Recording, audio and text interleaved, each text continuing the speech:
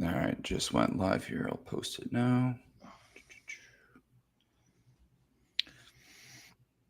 Need an intro song. I know. I have one on the YouTube, and I got to bring that over here. If like starts in 30 seconds, basically. But all right, people are joining now.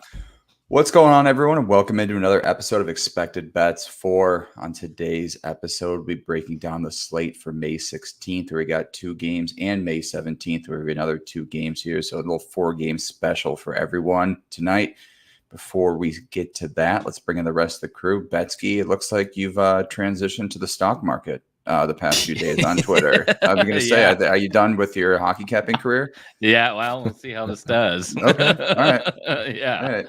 But man, I don't know. Have you looked at that stock, FFIE? I haven't. I saw you post a little bit of it, but I was just crazy. laughing. I was like, "Is this Betsky get hacked or something here?" I was like, I sold the account. No. "Yeah, Yeah, it's pretty interesting. Take a look. FFIE, it's kind of got some of that same momentum that GameStop did a couple of years ago. I mean, it's kind of in that meme range, but it's moving. So are we going to be implicated in this pump and dump scheme, or are we legally off the books here?" legally off the books. Okay, all right. I just want that on record, so we have that there. Franco, how's it going in Yep. Philly? New haircut, little trim there, change up the mojo, I guess. Hell yeah. It's time, man. You know, it's starting to get warm, and can't do it anymore. It's time to chop it off, and then we'll grow it back. So that long hair Franco will be back at some point. But how long had you been growing it out for? 3 years is the last time I cut it to about this length. Wow. So yeah, man. It's find a new barber, or no? I just donate it. Like I've done it like 3 or 4 times. Oh, now. nice. So it's my thing. I can do it. So it's my way of giving back, so to speak. You know. So. Nice. Yeah, that's awesome. All right, let's get to the first game on the slate for tonight here. We got the Rangers at the Hurricanes. Just when we thought these Hurricanes are dead, they poke their head out. They've won the last 2. Now we have a series here. Game 6, headed back to Raleigh. I don't know about you, but I don't see the Rangers winning this one either. I think the Hurricanes have some deadly momentum here. I think they're going to ride this through. The only issue is that money line at -162. The over is at 5.5 here. So it's kind of struggling to find value in terms of how to back Carolina besides that money line. But I'll start with you here, Betsky. How do you think this game's going to shape up? I feel like this is going to be an under. So I guess if you do want to take a side, we've seen it before in pretty much every elimination game all series long, outside of maybe Colorado, Winnipeg, and Florida, Tampa, but those series ended really lopsidedly, you know? Yeah. So all the series that have been closer have been very low scoring. I mean, like 2-1 games, 1-0 games. I think we've had some go into overtime. I would need to take a look at all that, but Carolina can play that way. We know that they can really kind of hog possession. They can kind of force teams to play which way they want to play. So if they want to kind of run and gun, they have the weapons to do that. But if they want to keep complete control of possession and trap, they can do that. Or if they want to just kind of play a slower, conservative game, they know how to do all kind of 3 tactics here. And I think Anderson's getting a little bit of his confidence back. I think he got a little rattled at the beginning of the series, but all these games have been close. I mean, it's easy to feel like the Rangers have been blowing them out because they were up 3-0, but a lot of these could have been coin tosses, you know? Yeah. And all the games are very high scoring to begin with, and I think it's kind of trending down. And again, I think Carolina is going to do what they can to keep this under control, and obviously giving the Rangers too many opportunities is just a really bad idea. So I think holding the puck is going to be part of the strategy there, so that it is much more difficult for themselves to take penalties. That is just my feeling here. Unfortunately, with these types of offenses, though, but that both teams have, I mean, if Rangers go up 2-0 real quick, this could become a race to 4, Yeah. But that's why I would lean the under here, maybe juice it up if you want to do that Carolina money line plus the under, or even like an under 6.5. That feels pretty good to Take get a their little team extra value total there. like 1.5 or 2.5. Yeah, I could see it being 1-0 though. Really? Maybe. So? I mean, that's probably more of a stretch than 1.5 Carolina sounds very safe. 1.5 in Carolina money line, or Mike, the only concern is to say if the Rangers are up 3-1 or whatever. I mean, Carolina's continued to pull their goalie. Yes.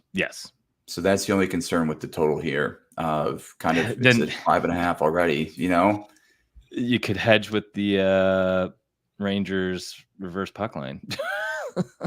Get real weird here. Yeah. I mean, why not though? Because like you said, if Rangers are up 3-1, or if Rangers are up 5-2 or 5-3, 5-4, I mean, at what point 3-2? What point does the goaltender come out?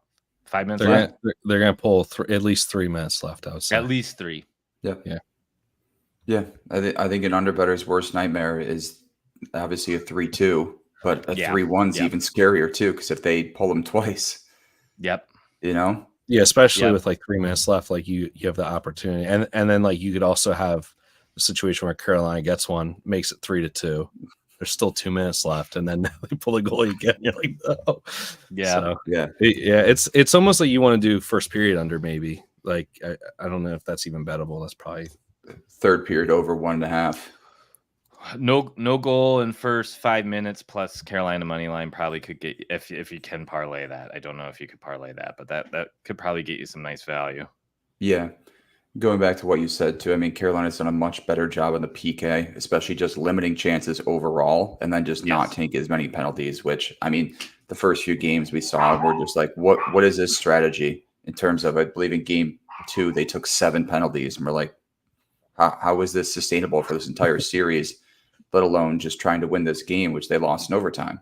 So it's they've kind of switched things around there for sure. Franco, what are your thoughts on this one? Yeah, I mean, I'm struggling just in general in this game, just because the value is all on New York, right? There's no value at all betting Carolina. And I mean, I guess if you want to do something like Betsky said, I could see that, but like I'm really tempted to take the Rangers at that plus money because it's just the price is right. But I don't know. Are they going to flip that switch and come back and be the team that we saw in the first few games of the series? I know those games were close, but there was stretches where they just looked like Carolina looked like they couldn't do anything.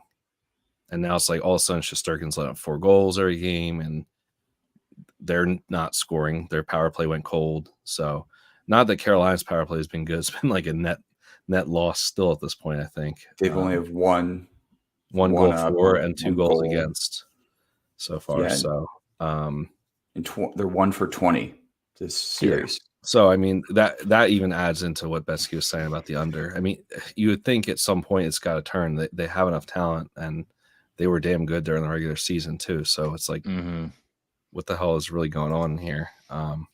We just saw the Vancouver Edmonton game go under after that line was like super baity to take their over. Yeah, and with Picard in, you could just kind of feel that maybe it'd be a slower game. So yeah, I mean that was the series switch all the time, I guess, is what I'm getting at with this is 4 games went over, but they can't all, right? Yeah, but now is it the last 2 have gone under, right? Yep. 2 of the last 3. Switch back. Yeah, so like that was my theory with Dallas last night. I took the under in that game, under 6.5, thinking like the way that the Avs were gonna have to win that game was to play more defensive, kind of like what Edmonton did. Obviously that was a nice blowout loser, but again, it's like it's that thought, right? Like where these 2 or 3 games now have gone under. Now does it switch back? Like, are you too late? Or have you missed the wagon? Like last night I missed the wagon, right? Like I was already toast. So you almost gotta get in at the right time. So I'm a little hesitant on it. Like I said, you could see maybe 3 goals in that third period, and that's going to kill any under. I like that first period under though. 1.5 under 1.5 is -120 on FanDuel. That might not be a bad look because I could see them both teams playing conservatively, not wanting to go down 2-0 early or something like that, right?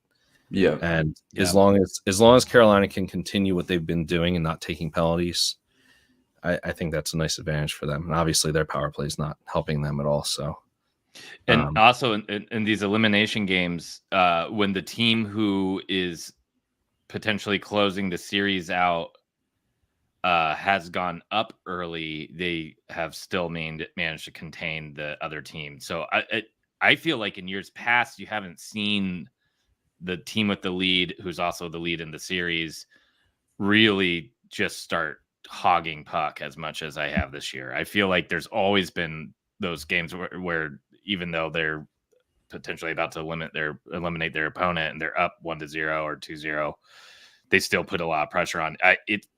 This year's looked very different to me. And again, every single elimination game is kind of played out the same. Real quickly on that Rangers reverse puck line, if you do want the value of a Rangers money line, why not for 2 at +340? Yeah. Yeah, I mean, gotta figure that that's there. If they're going to win the game, I mean, I guess I could see them winning in overtime. I mean, honestly, I could see this game go to overtime. I was kind of thinking about the draw for both of these games, to be honest with you. But I mean, if the Rangers are winning in the third period, they're going to cover the puck line. So I think if you like the Rangers, you just say screw it. Like, why even?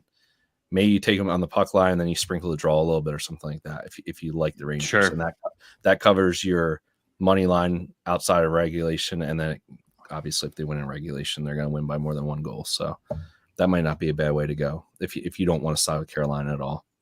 Yeah, interesting. The team totals for the third period. So the Rangers are over a half at -145, and the Hurricanes are over 1.5 at +175.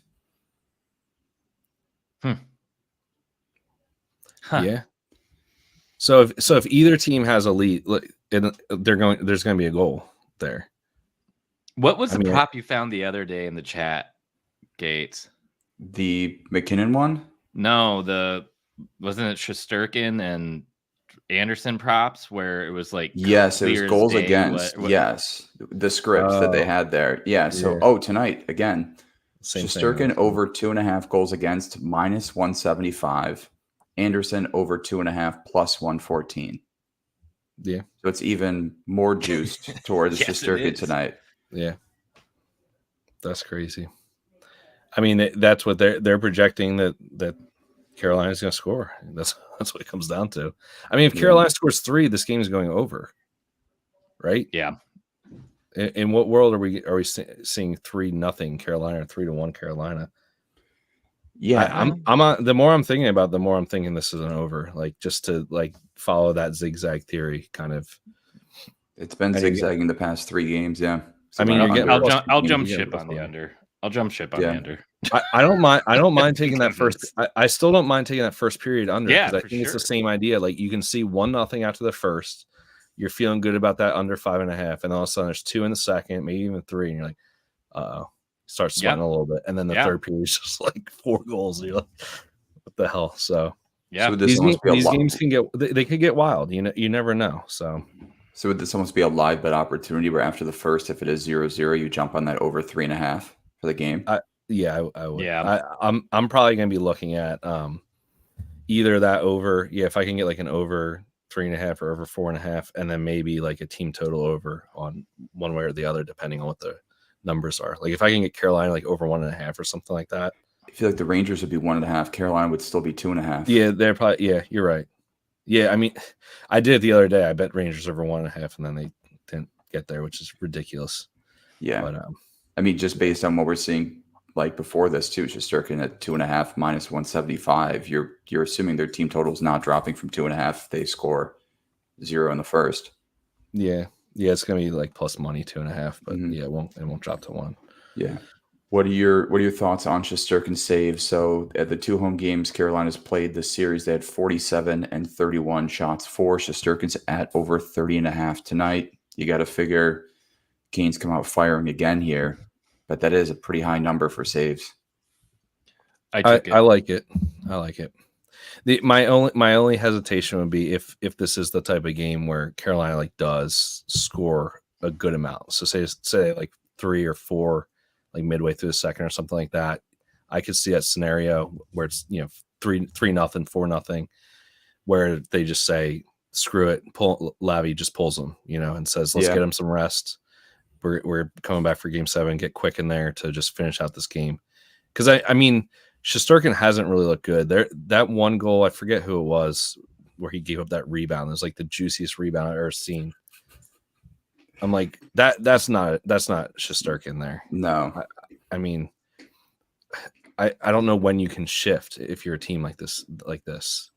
You're really going to start Jonathan Quick in a game? No. It's not like, no. It's not no, like the answer is no. Yeah. No, I know. I'm just saying. So like, you're never going to give him a break. Like now you're extending this series. You're letting this series goes 6, potentially 7 games. You're just like wearing him into the ground. It kind of sucks. Like if you're a Rangers backer in general or a fan of that team, like what's he going to be when it comes to, if you guys do make it to the cup, like what's his fatigue level going to be, I guess. I mean, it's kind of the same for everybody though, right? Yeah, I mean, but some teams are shifting back and forth with goalies at least a little bit. I think Edmonton has to. Edmonton has to. Vancouver can't. Didn't have a choice. I guess he hasn't Vancouver had to go. Yet. Yeah. I mean, I guess even Boston hasn't gone back to Allmark, so they just. Which I think is a smart call. And at least stick by been in that the entire time. Yeah. If anybody, Carolina should have been the ones switching around a little bit. I still don't get why they didn't go back to him. Like I get it, like and it's worked out, but I don't know. After it's got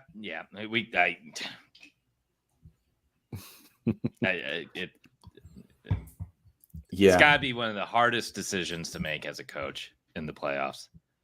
Yeah, because we saw it backfire last year for Boston with the Allmark Swayman back and forth. Yeah, because you're always wrong. Like if you lose, even if the goalie has a good game, you're wrong. It doesn't matter. Yeah, because if he has a good game and wins, then what do you do next game? Yeah. If he goes back in and he has a bad game, you're wrong. If he goes back in and he wins, you're still feeling good, but then you got to make the same decision the next game. Yeah. I mean, Edmonton falls in that category. Like, what the hell are you gonna do? So, like, if they lose, say Pickard, if they lose tonight, they go Skinner. Yeah, they go back to Skinner. But like, does that kill Skinner's is Skinner's confidence just shot at this point? I don't know. What confidence could he have had? I know he's looked awful. He's looked awful. I mean, it's not like he had a few bad bounces. A few of those goals, he was just completely out of position, and you're watching, you're like, what the hell is he thinking here? How about that McCarr goal by Ottinger last night? You see that one? I wasn't able to watch the game last night. Straight through the 5-hole, like weakest shot straight through the 5-hole. It was just, oh my god, that was bad. Yeah, that was really bad. We'll get to that game in a little bit. All right, so any plays in this one? We didn't talk about that. We just talked about the game. I kind of glanced over that too in terms of our people are like, what are the plays? And we're like, no, we'll talk about the game. Yeah. The props on this series have been a little bit tough because weird. Yeah, the point props on the Carolina side have been really difficult. Shots on goal in New York is all over the place here. The first 3 games it was pretty steady, but last 3 you're like, what's going on here? I mean, the Trouba block shot prop's been fantastic. It's not necessarily a straight, but probably a fantastic parlay piece. The Brandon Schneider, yep, for 3.5 though, it's crazy. Yeah, it's wild. The Schneider block shots looks really good too. I think that's like minus 190. Brady Shea assist. I don't know why you would take his point. His assist is like plus 160, and now I think he's hit in every game but one this series, and he's just 4 of his last 5.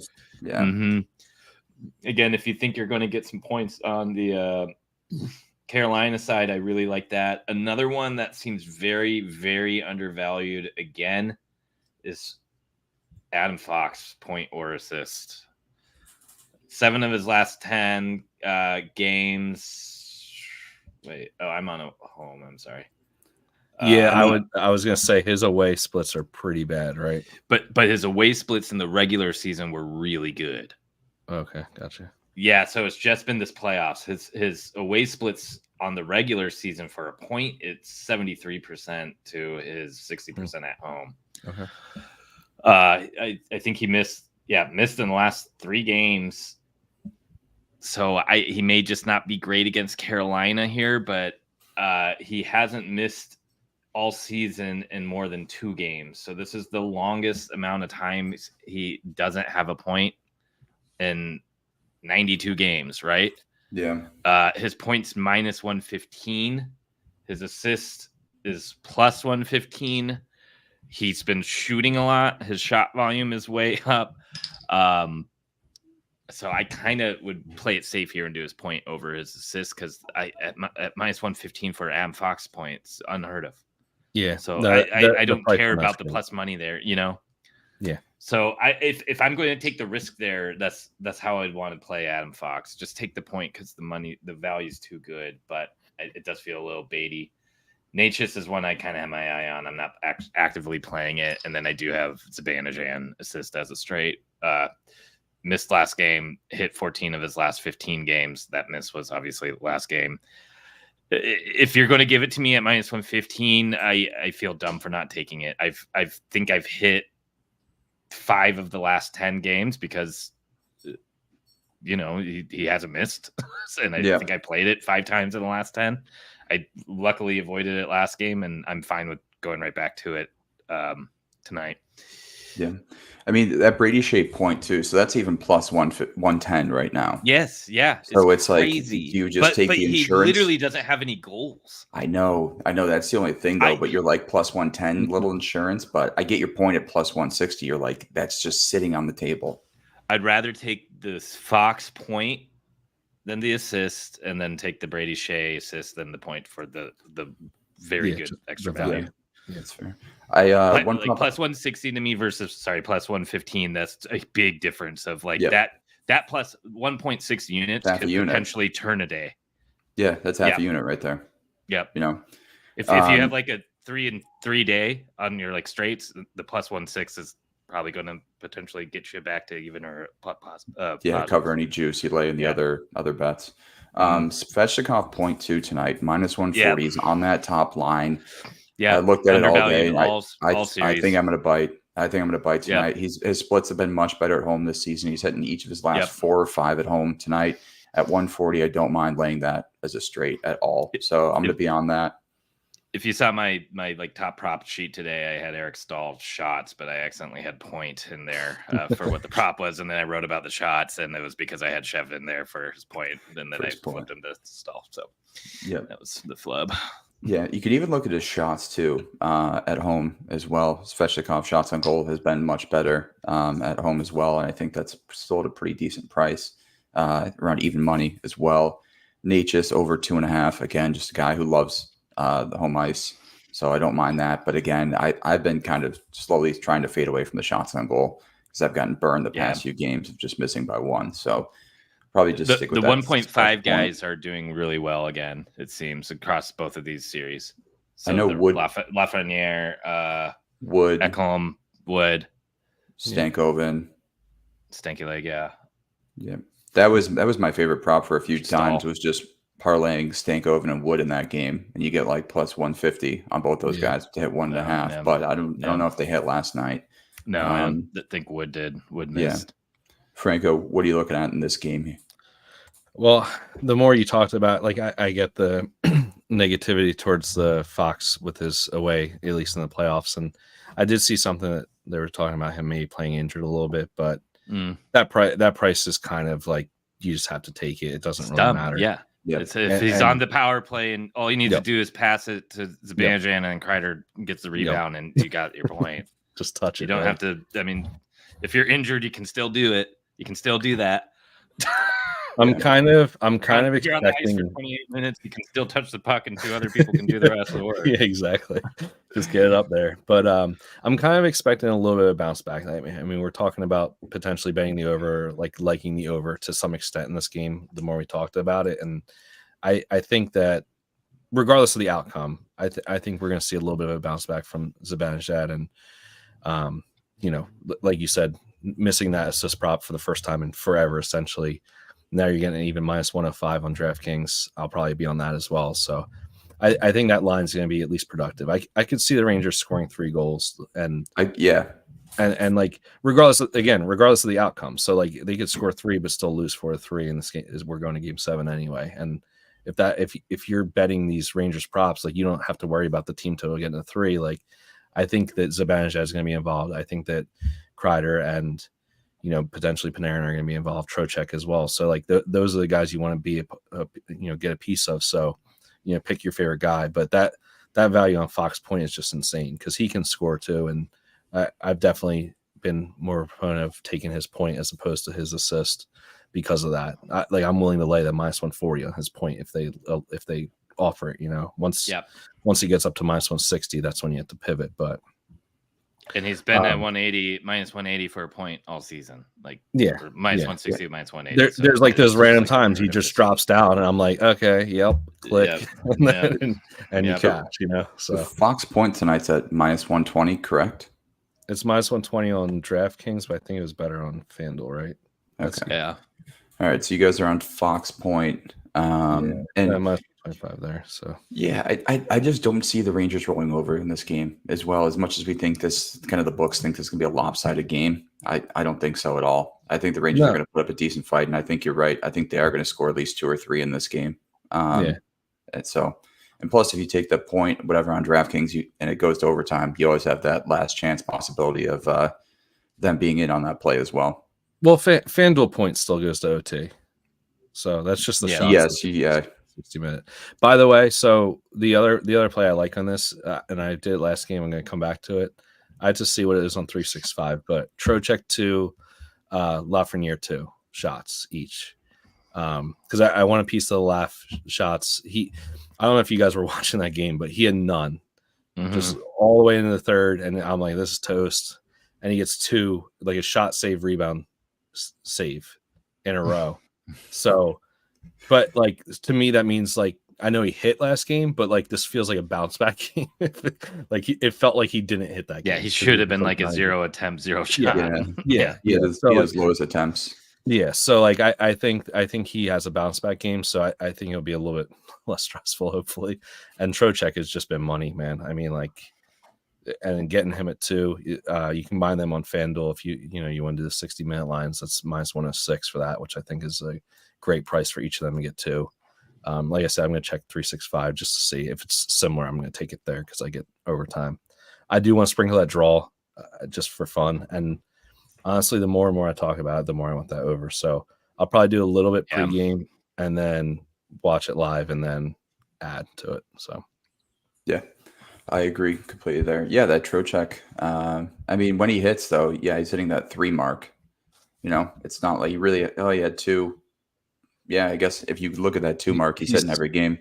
Yeah, he's had a couple 2s. Yeah. So, again, it's more just safety. Like the point for me is to get Lafreniere at a bettable price, and like I'm not saying it's free to add him to it, but it feels pretty free to add him to it. So no, I think that's fair because then you're covered on both sides in terms of how this game script goes, where you do have your Rangers props, but you also kind of have the over and a few Carolina plays as well. So I don't hate that. All right, here, Kuzi just put a comment in the chat. Thoughts on Igor's saves. We talked about this before. So it's at 30.5 tonight. He's cleared that in the one Hurricanes game at home where they had 47. He didn't in the other game 5 where he had 31, or Carolina had 31 shots for. So we talked about it before, but what are your overall thoughts on this, Betsky? Yeah, I mean, I did take this as a straight. I think if you're in on this game script of Carolina being pushed into a corner and Carolina likes to shoot and they don't play ultra conservative. And now that we were kind of talking about the under, I was talking about the under initially, and now I think I'm on the over. It makes me like the saves even more. Yep. 2 of these games have gone to overtime. They've totally inflated the shots after that. There's probably a decent chance this goes to overtime too. I mean, it's still risky, but Franco likes the draw props. So to me, all that points to the saves being at least a decent look. Could definitely even try. Oh, you can't parlay with alts, huh? So never mind. But yeah, I think the price and everything looks all right. The line's pretty damn high, but you wonder what his 60-minute saves are on FanDuel too. 40 shot. It's like a better. Yeah, but I would want to have that protection just in case. And like I said, my only hesitation is if there's a Carolina blowout with his saves, because I could see them pulling him. But I don't necessarily believe that's going to happen. It's just my only hesitation with it. I think it's a good look though, 30.5, even though it's high. That's what Carolina does. I mean, they were throwing like a ton of just low danger stuff from the outside, just throwing pucks at them, especially after we saw that bad rebound control in that last game. Like, I would say that Brendan should be telling them to shoot everything. And they're the type of team that will throw the puck on net, make the goalie stop it, so they can get an offensive zone start, just to have more possession time in the offensive zone. They're not necessarily looking for that perfect pass every single time they enter the zone. Yep. Florida's kind of the opposite. Florida seems to want to drive the zone, get some space, and try to make a big high danger play rather than stop it. This is not that team. That's why Jordan Stahl and Martin Nooks and people like that will end up with like 3 to 4 shots sometimes. It's not along the boards. They're just throwing one on that, hoping it gets through. All right. I think that's about it for this one. We talked about that was a good half hour. Wow. Good half hour on that one. So time flies. I know, especially when you're having fun here. Let's move on to the next game of the night. We have Edmonton at Vancouver. Vancouver plus 120, Edmonton minus 142, over under at 6.5 here, juice to the under. We got a 2-2 series in this one. Feels like it's just which Edmonton team shows up each game. I mean, they've been pretty good, but again, it's a whole lot dependent on the goaltender. We saw Picard come in last game, played pretty well. He's going to get the start tonight again. I'll start with you in this one, Franco. What are your thoughts on this game? I mean, last night when I was looking at it, I was leaning towards Edmonton at the price. I know it's a little steep for a road team, but it's crazy, honestly, the amount of disrespect Vancouver's getting. Like, I think they've been plus money every single game, and it's just like it's not like Edmonton's been blowing the doors off of them, obviously. And I would say, like, Edmonton passes the eye test on the ice. Like, when I'm watching these games, it feels like the majority of the play has been driven by Edmonton, right? And the reason, I think the main reason this series is tied is because of just horrible goaltending by Edmonton and pretty damn close to plus goaltending from Shilovs. Like, he's been fantastic, to be honest with you. So I think now that you have Skinner out and his just not very good play, that's a big boost for Edmonton. I think that last game they played more of a defensive effort, like put more of a defensive effort towards that. And I mean, honestly, they've been limiting Vancouver shots. Like, overall, Vancouver hasn't been getting a ton of opportunities, getting a ton of chances. They've had, some good moments from Besser and Miller and stuff like that. But Pettersson's been kind of a ghost. And I've seen a lot of stuff about that today, like them trying to shift lines today and get him going, because I don't know what's up. Yeah. I mean, Talking about last game. Yeah, I think he's got to be injured, right? He just doesn't look like that guy. We saw him earlier in the season; he was just phenomenal, and we're not seeing that right now. So that's big, because this goes from a team that feels like a 3-line, like 3 pretty good lines that they could roll with, to like a now 2-line team, and now you're looking almost like Edmonton, right? Where we always joke about Edmonton not having any depth at all, right? So.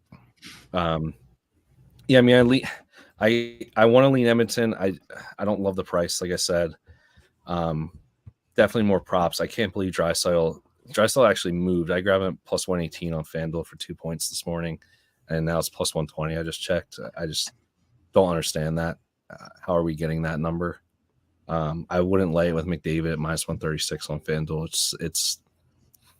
it seems like Drysdale's getting it done without McDavid, which it feels like this is the first time ever that's been the case, right? It's always like if Drysdale is getting it done, then McDavid is getting it done. It's not been the case this series. It's just like pretty crazy. So I like that.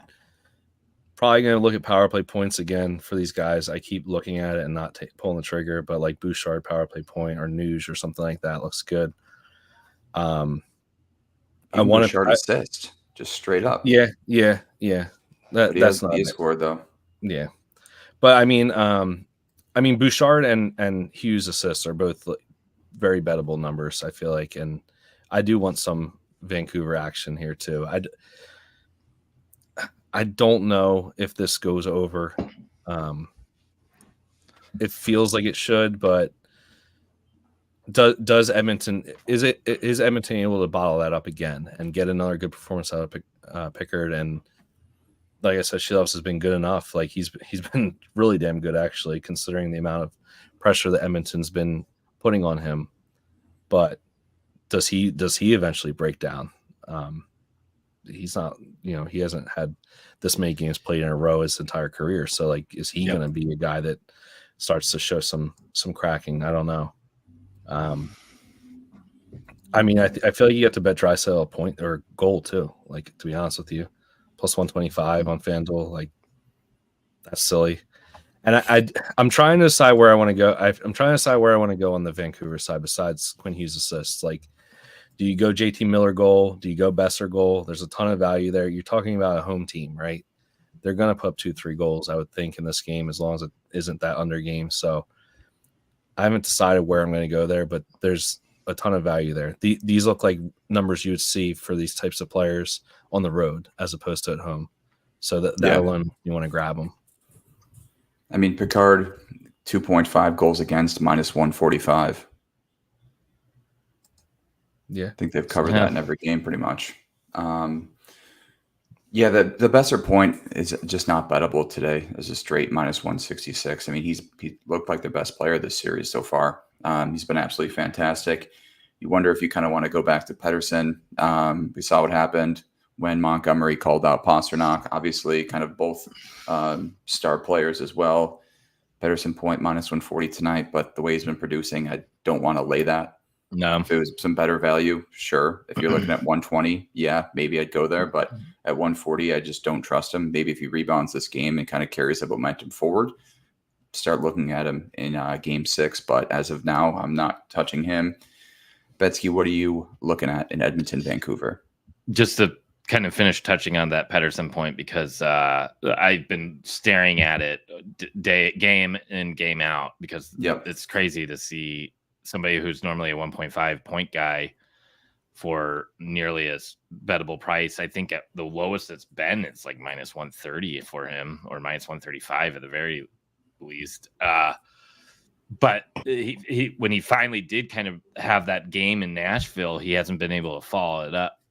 No. So I at this point, I just want to avoid it. I'm not going to get it right. I know I'm not, and I'm not going to chase it after I don't get it right and he hits, he just needs to look better through and through. And the other thing is, I just hate his line mates. I just don't like and Lindholm. It's just not the line that's doing much. And I kind of feel bad for him, because I think he's just kind of stuck there, because the third line has chemistry and is looking great. So what, you're going to bring Garland up? No. You're going to bring Joshua up? No. Well, they shifted Lindholm up though. So Lindholm was playing on that Garland Joshua line. So like, I think Toggett's thinking, because of how good Lindholm has looked, that maybe he can spark Pettersson. But I feel like if anything, it hurts Lindholm, because Lindholm's been productive. I agree. Yeah. So, and Lindholm hasn't produced with Pettersson all season. I mean, if anything, it would put Garland up there, because Garland and Pettersson were playing great together at one point. No. Or put Bosser back down with Pettersson and put Garland up with JT Miller, because they looked phenomenal for like the 2 weeks they played together. Yeah, that line was awesome. Yeah. But I just don't. I'm not going to play, even if they get out of this series. I'm not going to touch him until he can at least string 2 games or 3 games together. and by then the point's going to be like not worth betting. So I'll see you next year, Pedersen. So last game, I was looking at the time on ice numbers, and that Suter, Miller, Besser line accounted for nearly 25% of the forward ice time for Vancouver here. So that second line is pretty much their first line. In terms of points, you have Besser at minus 166, Miller at minus 238. Suter's plus 165 tonight. Is that kind of a look that's tempting? That's very tempting at that price. I kind of have units deployed on a bunch of stuff, but maybe if the early games go well, I'll find a way to sneak that in. Yeah, I keep looking at it. I was tempted by it the one game, and he got one, but it's that weird scenario where it's a guy that is in that perfect situation and should be producing more than he really is, type of thing. So it's probably worth risking at home. I think. Like again, I think Vancouver's going to be productive at least to some extent tonight. So that's not a bad look probably at the price. Any other plays in this one? I forgot about one that I locked in a little bit ago. So they finally are opening some props for Zadorov. Oh yeah. They gave us his over 1.5 shots, which I'm gladly going to take because that dude just throws pucks on net for fun. It seems like so. Yeah, he understands the assignment. Yeah, I mean, like that's what he is. He's a big defenseman that just can fire a puck and with some damn good pace on it too. So, yeah, I mean, you're getting 1.5 at minus 130 on DraftKings. That feels pretty damn good. I wish they would give us this point because he just seems to be in on the play. He's almost been as productive as Hughes has, it feels like in this series. So he just feels like a difference maker. And it's crazy because like we're looking at, you look at these lines and stuff, and remember that stretch where Hronek was just recording points every single game? Like what the hell happened? 11 or 12 games in a row. Remember that? Like what? It's called blowing your load. Yeah. It's just crazy, man, how like there was that stretch where like everybody was betting that guy, and it was just like fact. You're just like, yep, lock him in today. He's plus 105, or he's finally minus money, and now it's just like he's not even a thought that crosses your mind. It's like the opposite of the Pedersen line, where the Pedersen line is there to bait you to take it, even though he's missing.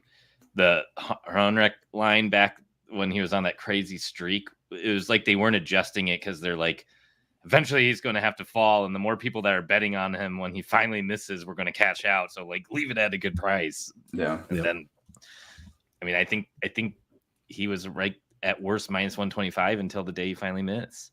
Yeah.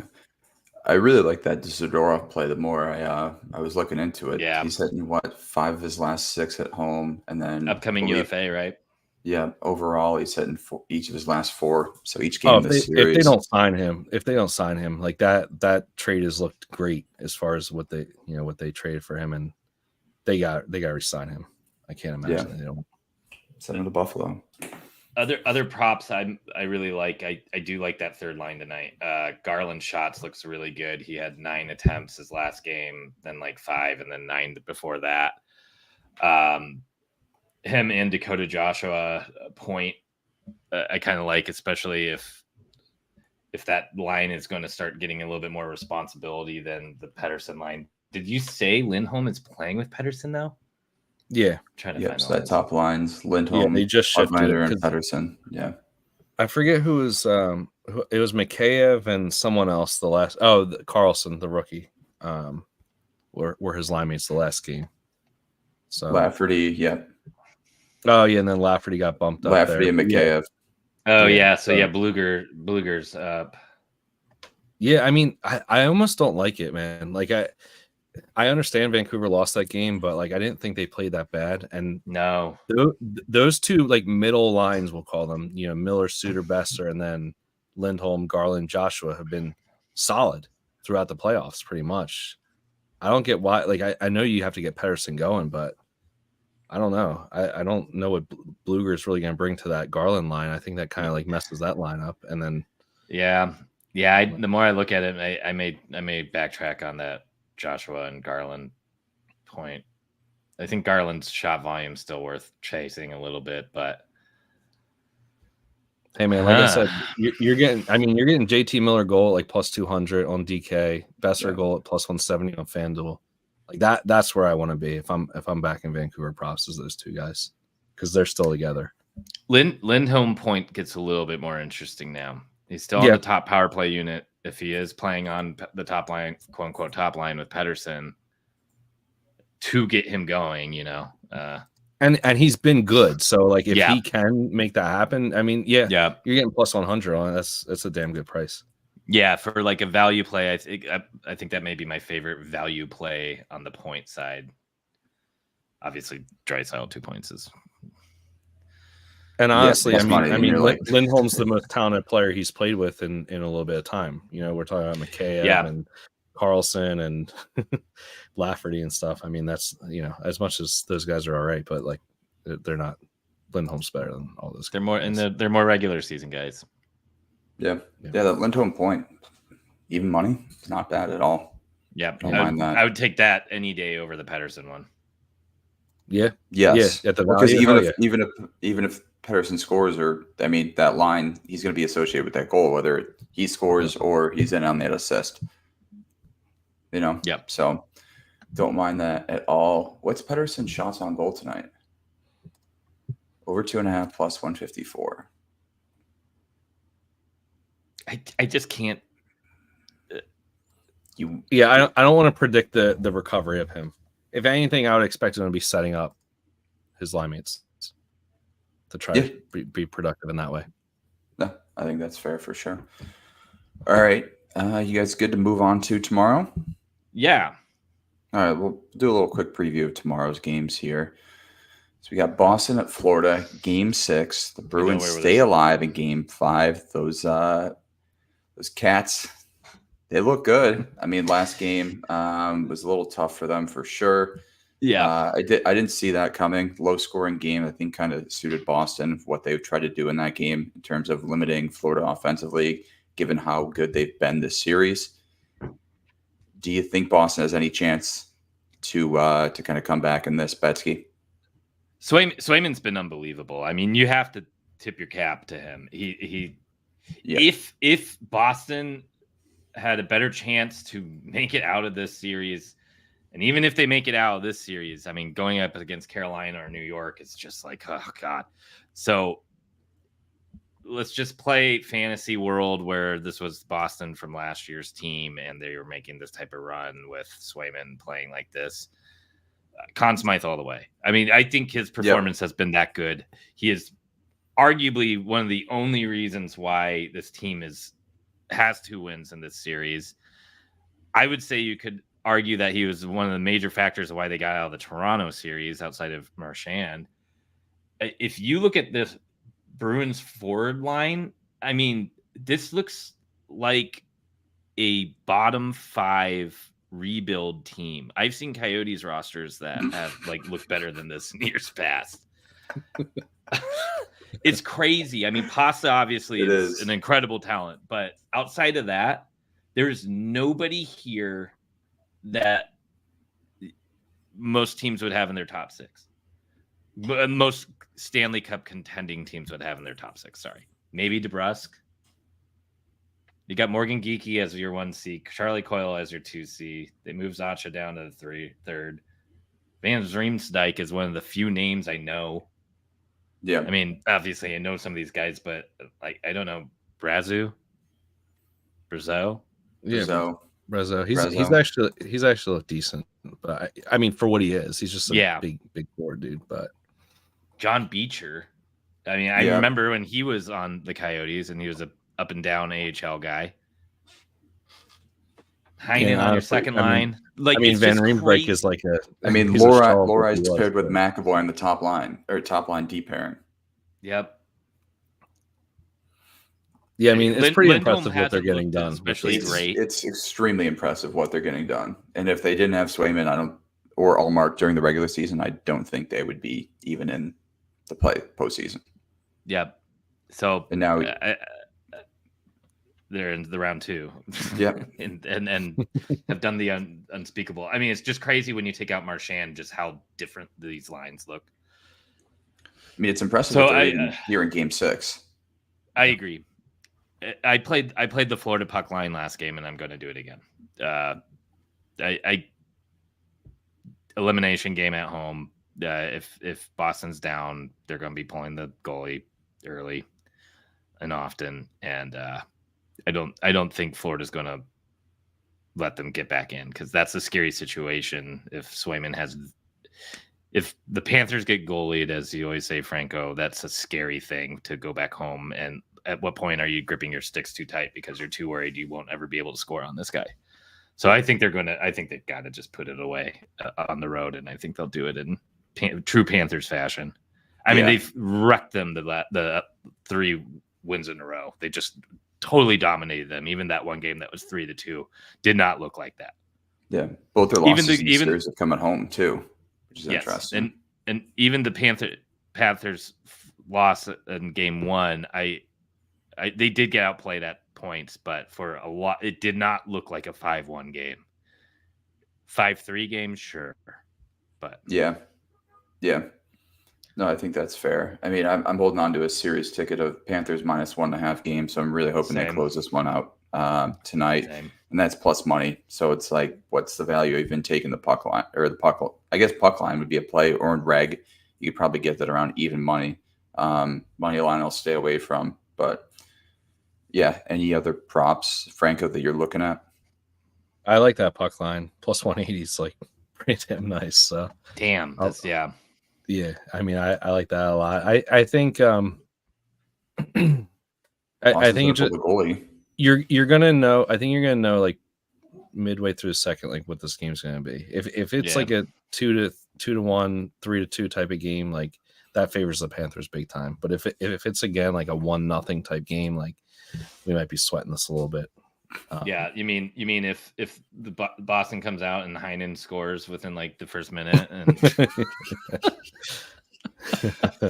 yeah, Lorai puts one in, you're like, pick your random name generator.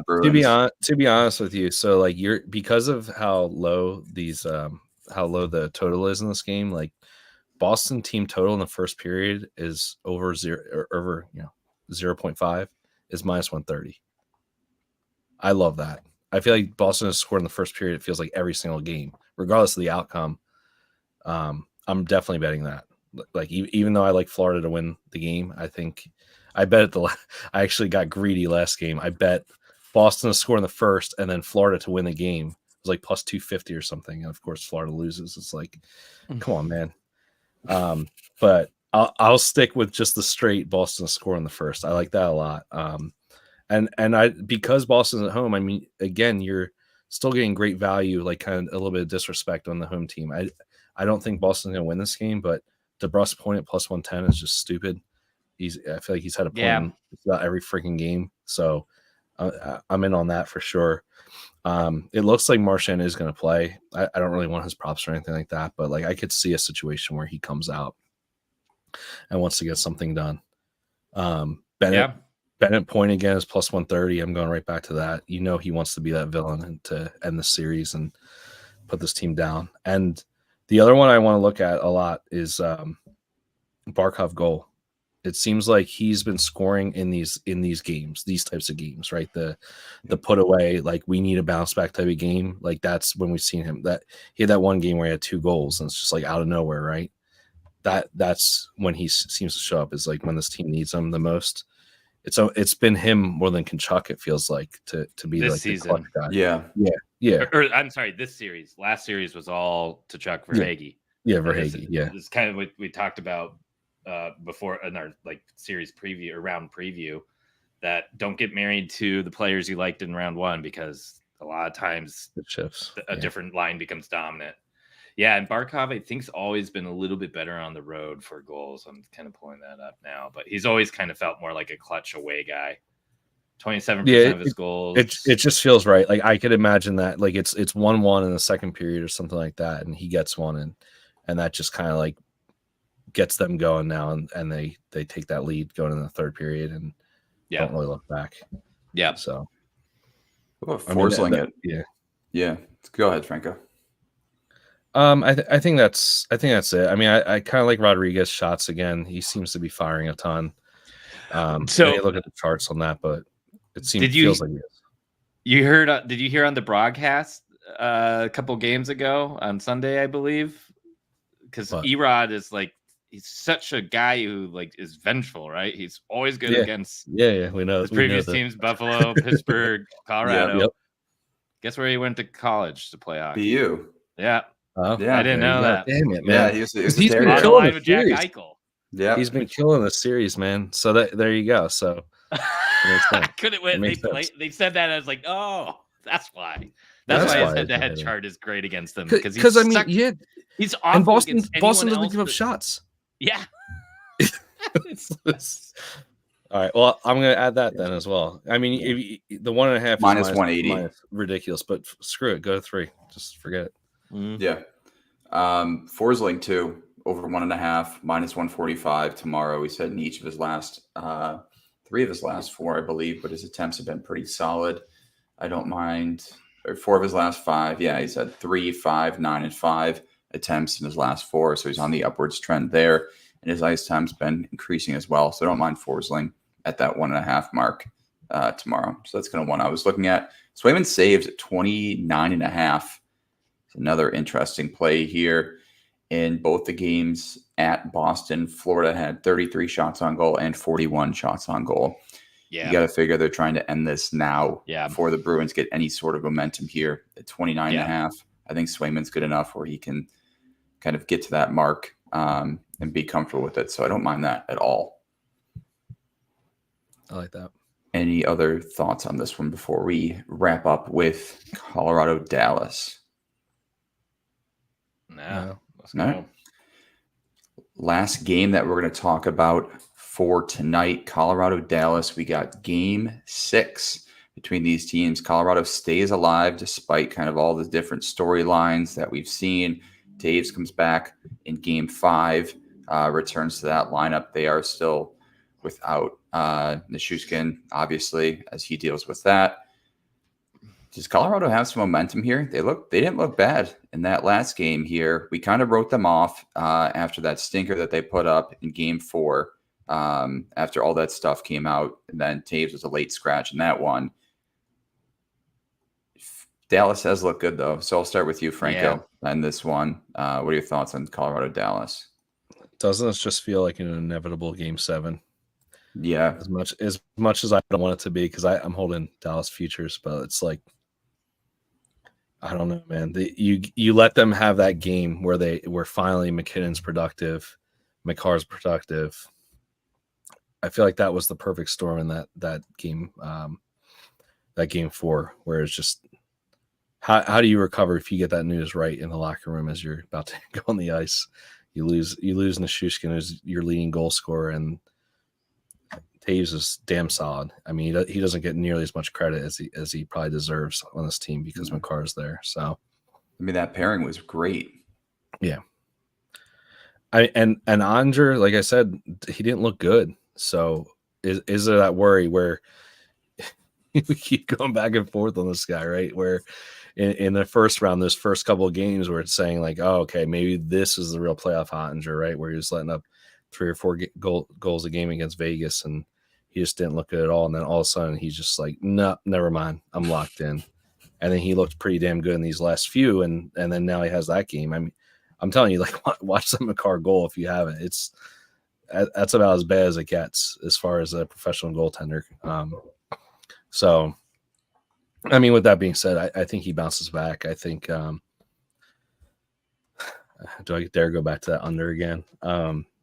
Minus 122 for the 6.5. I mean, these series, at least in the first round, what we saw was like a lot of overs to start these series, and then like as you get to game 5, game 6, game 7, it seems like we're seeing more unders because teams don't want to make that big mistake. They don't want to push forward, pinch on the blue line, the defenseman and stuff like that. So you're seeing a lot more 2-1s types of stuff. So is this game going to come back to it? And I know it's counterintuitive to what we're saying about the Rangers game earlier, but again, it's kind of that flip-floppy type thing where you're going back and forth. It's not just like every game's over, regardless of what your offense is. So the price is good on Dallas. They've been so good on the road in the playoffs in general. they've been actually pretty bad at home when it really comes down to it. What have they lost? 3 games at home so far, or 3 or 4, right? So they lost the 2 against Colorado. Yep, and 2 against Vegas. 2 against 4. Yeah. So one of those losses was on the road. So only one versus Vegas was at home. Oh, okay. Oh, because yeah. Okay, my mistake. So, but still, I would say they haven't really looked as good at home when it really comes down to it. So you're getting a plus money on the road. I feel like when we were going to game 3, I feel like they weren't plus money against Colorado, right? I thought that they were like minus 120 or something like that. Maybe Game 3, they were plus 111. Oh, okay. Game 4, minus 102. Okay. But yeah, I don't know. I feel you gotta go back to 10 of blocks. I feel like that's automatic at this point. Yeah. Him and Trouba. He's UFA too, right? I think so. Yeah. So I want to look at the numbers for Lehkonen the last game, but I would assume he should be pretty good getting bumped up to that top line. So I kind of want to look at like if I'm looking at Avalanche props, like that's where your value is going to be. Yeah. Drouin point is not bettable this game. It was the last game. It's minus 160 now for this one, so probably have to look at his assist or something like that. And I'm definitely going to be hitting Wyatt Johnston props like every which way, point or goal, or point's not bettable again. Sucks, but probably go to his 3.5 shots. Probably go to his goal. I don't know. Yeah. I'm like, yeah, I feel like you have to. And at this point, like, do you bet McKinnon under, or are we too late now at this point on his shots? I'm just not touching him. I folded him up and I just put him in my back pocket. I'll see him next year. Yeah, I'll see him next year. Yeah, unless he gets out of the series, but I think something's wrong. I think he's got. I just can't believe he didn't hit sprained wrist or like, something's off. He's just not playing the same. Well, and Rantanen hasn't looked good either, so like that doesn't help him. So Makar's been the best player on the Avs. Yeah. So you're looking at Makar over 1.5 points at plus 175 tomorrow? That's probably a good look. Yeah.